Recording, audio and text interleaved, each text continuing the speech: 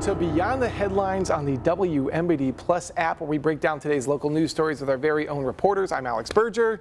And I'm Christopher Huselig. Today we're talking about a big celebration for the nation's 250th birthday. Then we talk about some changes within the Normal Fire Department. That's right. And lastly, we give you a little taste of a special treat Christopher and I have been working on. It tastes delicious. Yes, it does. Well, our first big local story of the day, a new exhibit opens at the Peoria Riverfront Museum starting tomorrow. WMBD's Jack Bozikas joins us live from the museum to tell us what to expect. So Jack, what documents are on display? Yeah, absolutely, Chris, Alex. Right behind me, we actually have one of the first editions of the Declaration of Independence. Wow. Now, this would go out before, like through newspapers out, so people could actually see what it says. But here, come with me. We're actually going to go throughout the exhibit here and take a look at some of the other stuff they have. We have some people, some members of the museum checking out the exhibit. They get an early access sneak peek. But yeah, there's all sorts of documents, all sorts of artifacts, works of art. Check this out. This is I think one of the coolest things. They're not here yet, but if you stand up, we get a friend to come by. Who is this? Your humble servant, Benjamin Franklin, is pleased to meet you here in this most ingenious contraption. We got Benjamin Franklin here to give some facts, to tell us about the exhibit, to tell us about America's history, making our way through. Yeah, I know. It's pretty impressive here. Making our way through, we have one of the first printings of the Constitution, the U.S. Constitution here. You could see this, you could read it, you could see the preamble going throughout the whole thing. And those are just two of some of the most important documents here in the exhibit. There's still the Emancipation Proclamation signed by Abraham Lincoln. They have Dr. Martin Luther King Jr.'s I Have a Dream speech here. So this is pretty big for the Peoria Riverfront Museum. Yeah, Jack, that is really, really cool. So my question now, I want to come see it. How much does it cost for students to come and see the exhibit? Yeah, well, that's one of the greatest things about this exhibit. For students all year long, it is completely free. And I spoke with CEO of the Riverfront Museum earlier today, John Morris, and he was saying the reason that they did this is because if there is a family of 5 with 5 kids and you know, they can't afford to see it, then they miss out on these documents. They didn't want to have that problem. So they are allowing every student completely free access throughout the entire year while this is on display here. So yeah, field trips, I'm sure there's going to be a lot of students here. Yeah, Jack, so how long will the display be up? Yeah, the display is going to be up. It opens officially to the public tomorrow, and it'll be up all year long, and it'll leave in January of 2027. Wow. And like I said, this is a massive exhibit. You've only seen just a little bit, and I don't want to give away too much because you still got to come and check out what's here. But of course, let me come into this area. Look at how big and wide and expansive they have. Over here they have the first presidential Thanksgiving proclamation signed by George Washington, or written by George Washington. Whoa. And you could just feel the history in this room, in this exhibit. It is palpable, and it's truly taking my breath away. Palpable. Good word. That's exactly a good way to describe it. I mean, we're just watching from the couch, and hey, I think it's quite palpable. I had the opportunity to go with him, so it's very palpable. You sure did. Jack, thank you so much for joining us. Enjoy the museum, man. Well, check this out. German hunters tried to convince the jury at a national stag calling championship that they can imitate a bellowing red deer most realistically. Listen to this.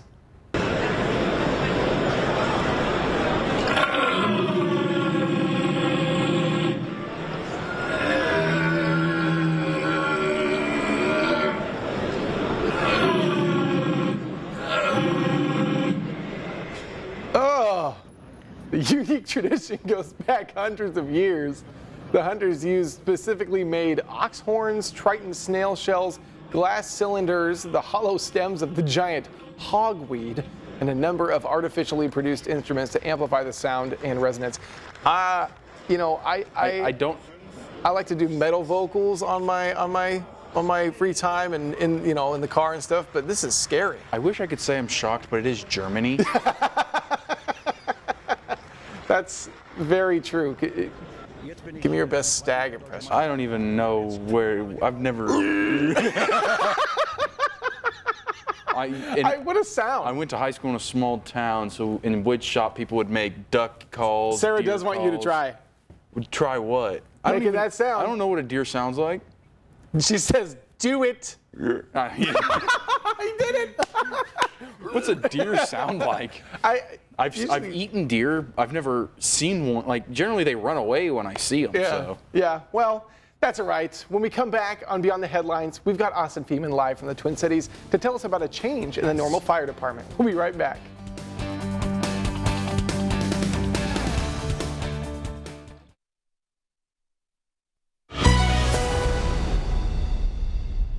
Another big local story of the day, Normal Fire Department Station 2 has officially moved to the east side of town after months of talk. That's right. WMBD's Austin Feeman joins us now to tell us more about what the move means for Local 2442 and what the next steps are for them. So, Austin, why is Local 2442 against the closure and relocation of Fire Station 2? Yeah, thank you, Alex. Thank you, Chris. So after past few months, I believe it was last summer, they did a community needs study. And this study kind of examined the town as a whole and decided, where would the best placement for the fire stations be in the town of Normal. Now, they came up with a plan that would have 4 different stations in Normal. And they would be located in different places, and it would give the best coverage to the entire town. Now, with the old Station 2 now, it's the closed one, there's a lot of at-risk people, a lot of people over 65 and a lot of people under 5. And those are at-risk people when we're talking about emergency responses. So they really examined everything and decided that they would need a 4th station to really have good coverage and be able to reach everyone within 4 minutes, 90% of the time, I believe it was. Now, the town of Normal had their own study in which they had decided the locations of the fire stations where they currently are. We have headquarters, which has recently moved, and then we have this move that happened yesterday with Fire Station 2. They are now over on the east side. The next move would be Fire Station 3. It would be moving down Rab Road all the way to Rab and Main on the corner there. Really, the locations for those were great, but the Local 2442 decided that they still needed a 4th station to cover the entire town well, and so they decided that the old Station 2 is where that 4th station would need to be.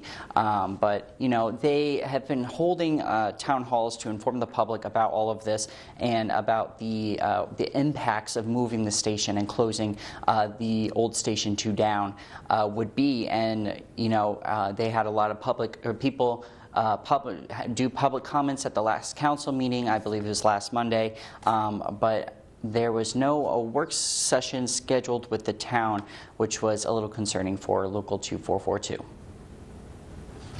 Yeah, Austin, so I guess my question for you, what needs to happen for the 4th station to open?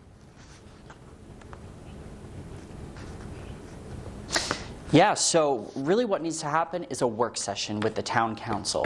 Now, with that work session, it may not even come into fruition with that work session, but that is the first step that needs to be taken. And for that to happen, there needs to be a majority vote with the town council. Now, 2242 will continue to hold town halls, like I mentioned. The next one's on February 12th to inform the public, hopefully get some more people at these council meetings, have more public comment, have more concern throughout the community. That way it is on the council's radar just a little bit more. Yeah, now, why has the town not had a work session, even, after all the public comments and council member pushes? Yeah, so like I said earlier, the town council needs to have a majority vote. Now, that's our issue right there. there is not a majority vote, or they need to have the mayor on board. Now, Mayor Chris Coos is not on board, along with 2 other council members. There's 7 total council members, including the mayor. So we have the mayor who said no, and 2 other council members who said no, and then we have 3 council members, one of them being Kathleen Lorenz, who is kind of taking the lead on this initiative, that are saying yes, and then we have 1 who's kind of on the fence. So really, the council is taking sides on this, and it's going to come down to that swing vote. If they decide that, yes, we should have a work session to kind of sit down, look at all the facts, look at all the data, and decide, is there a need for a 4th station? Yeah. Yeah, Austin. Well, thank you so much for sharing that with us. And shifting gears, here's a story that makes our producer, Sarah, very happy. It's too cold out for the penguins. The Long Island Aquarium brought their endangered South African black-footed penguins inside due to the frigid temperatures New York has been experiencing. According to Long Island Aquarium founder Joe Yalu, the penguins' waterproof feathers are not built for Arctic air. Wow. Little cuties. Oh, look at them waddling. They're just, Aw. I once had a teacher who said he always wanted to trip a penguin. Oh my God. Look at them. They're like, wait, aren't we supposed to be in the cold? I love the waddle hop, the little hop. We every time we go to a zoo and we see a penguin, there's always at least one fight. They like to fight each other. They look so peaceful and so cute, but they have. We like to go to the St. Louis Zoo a lot, and they'll have this like big old iceberg that they can be on, right? Yeah. In their big enclosure. And there'll be 2 on there, and one of them will just go, "Rah!" and it'll just like chuck the other one off, and then they just go back up there, and then it usually happens like one more time. That's a live depiction of what happens when Alex and I get on an iceberg. I just throw them off. He says, "This is Sparta." All right. Well, we've got one more local story for you when we return on Beyond the Headlines. Christopher and I, they're going to be both in the hot seat, bringing you a treat on a local Italian beef restaurant. We'll be right back.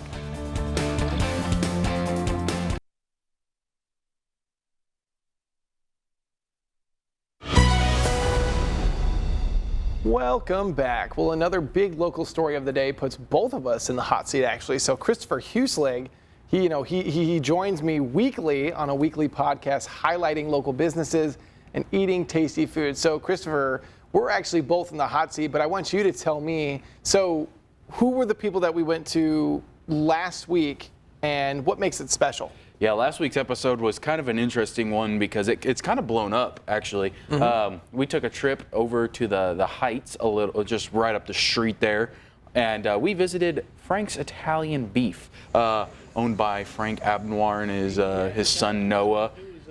You see your customer that was just in there and was like, "Hey, I'll talk to you guys," and we're like, "Cool." So his name is actually Dave McWilliams, and he's actually one of our only comments on the YouTube video. I noticed that. I went, "Whoa, really? He found us on the YouTube." Yeah. Shout out to Dave. Anyway, continue. Yeah, so we went to Frank's. We tried. You see all the food there. We tried a lot of stuff. They everyone on the podcast has always been so generous, and here we tried the Italian beef, of course, the Coney dog, which is different from a chili dog. Very much. If you want to learn the difference, go watch the episode. Yeah, we're not gonna tell you that here. We're not going to tell you that. An Italian sandwich, and then you had a Chicago dog, and we also had WMD digital reporter Andy Kravitz join us. He's been on. He was also on the one we shot today, which we may tease a little bit of that here. Shout out to the Krav. Yeah. So it's a great time, man. We have lots of fun, and just being able to spotlight people like Frank who are big in the community and have been doing, business and other things in the community for over 40 years. It's great.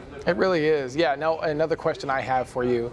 So we've been to a bunch of places now. Yes. What has been the tastiest food that you've eaten that you really enjoyed? Here's my thing with that. I don't think that's kind of a hard answer because we haven't really tried the same stuff yet. That's true. So we've been to, we started out with Barracks Cater Inn, which we had for their Thanksgiving meal, so we had turkey and all that. Then you have Triple Dipples, you have Jim's Bistro, you have Pegasus, you have Time, Frank's, and then the one we just shot today. So, I mean, I don't think I can pick a favorite. It's just hard because Untamed Chef too. Untamed Chef, I did. That was Sorry great. about that. We did try Oh, them too.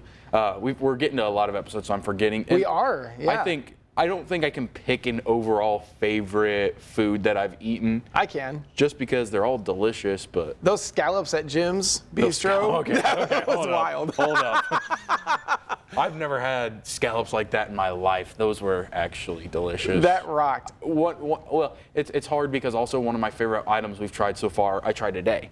Oh, so, yeah. You know, I can't give that away. I can't give that gotta make away. people stick around and you know, keep on watching. So Yeah, absolutely. A lot of a trend that we've seen is a lot of the places we go to have really, really good potato-based items. yeah, you say that, and I just now realized that too. They really, because we've had French fries, we've had Yeah. mashed potatoes at a lot of places we've gone so far. And Untamed Chef replaces their fries with the garlic chips. Yes. You can do the garlic chips, so that's really tasty as well. But Yeah. still a lot more tasty food to try. But let's go ahead and give a little preview to the people. Let's do it. So we went over to let me think. We went over to West Peoria today off Farmington Road to just take a little visit to one of the local mini bars on Farmington that also serves some pretty delicious everything. Food, yeah. Burgers. We jimmied on down to the bar. That's a good one, Alex. That's a good little hint right there. If you don't pick it up off that, you're just not gonna guess it. So that's the preview we'll give them. I will say, they do offer free popcorn, Free popcorn. and it's delicious. They fly now. Yeah, it is. It's very, very tasty. Well, speaking of food, fun new TikTok food hack is making the rounds, and this one actually looks really good. Producer Sarah really likes this cheesecake hack. So she's been shouting herself out quite a lot here recently. So it's 2 ingredients, Greek yogurt and Biscoff cookies. You stick the cookies in, let them sit in the fridge for about half a day to soften them up. When you go back, everyone agrees it tastes like really good cheesecake because the cookies have blended into the yogurt. Oh heavens. You could also make it with any other kind of cookie. Oh, Nelly. Game changer. You know, but tying this back into the food podcast, there's no way it's as good as Triple Dipple's cheesecake. this is very true. Triple Dipple's cheesecake Harold knows is what he's doing up there in Chillicothe. the best, and they are still coming out with more items, more seasonal items and more special items as well. I heard they just released a newer item as well. Oh, And if you haven't had the sweet potato pie cheesecake there, spectacular.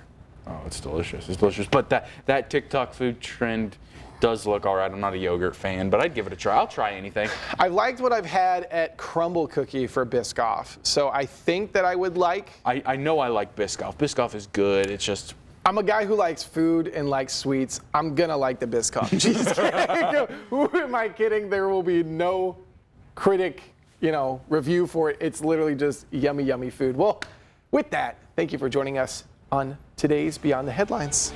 you can find all these stories and more over on our website, ciproud.com. For breaking news and weather updates 24/7, log on to ciproud.com and download the free CI Proud to Go mobile app.